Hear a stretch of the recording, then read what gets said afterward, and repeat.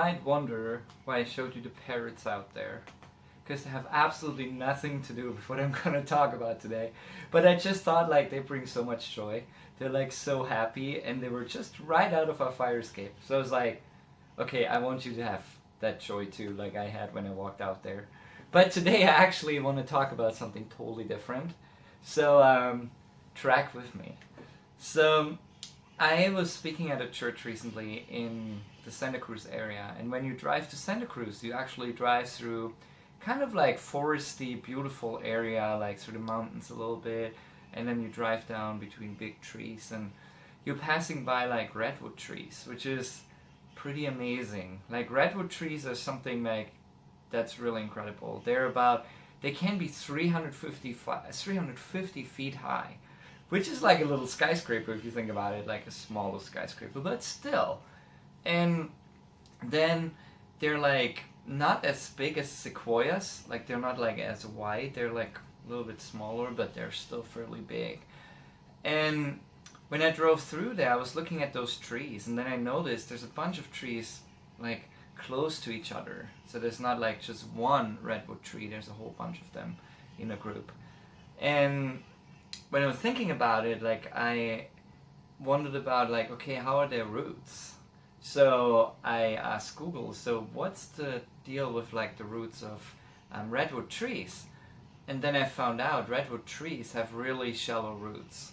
So they go only like about 5 feet or 6 feet into the ground, and then they go sideways.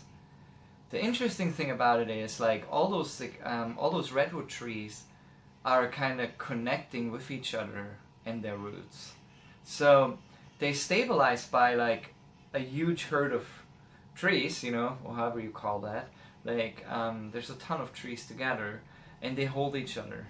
So when a storm comes, one tree holds the other one, like one root holds onto the other one, which I thought like was really incredible. Now, if you think about our neighborhoods and our places where we live, that's the same thing that should happen. You know, when you meet a neighbor and you connect with a neighbor, that person might be inspired to connect with another neighbor. And that person might be inspired to connect with another neighbor and to build community, right? Because it's kind of like a trickle effect. Like if you throw a stone into the water, you get like this like movement in the water for a real long time. And even if it's a really small stone. And if you think about it, you can leave a huge impact in your community just by impacting one person in your community or two people in your neighborhood, because they can do the same thing with the people around them, right? So what you do, you create actually community with the people. You strengthen them to each other, and you connect them with each other. And that's an amazing thing, because when they hold on to each other, they depend on each other, and it creates like true community. Because if you depend on each other, you have a deeper relationship, and you can really get into that. So I want to challenge you this week, like to really encourage two of your neighbors, and encourage them also to connect with two other neighbors in your community, and to build relationship with them. Have a wonderful week, and I'll see you soon.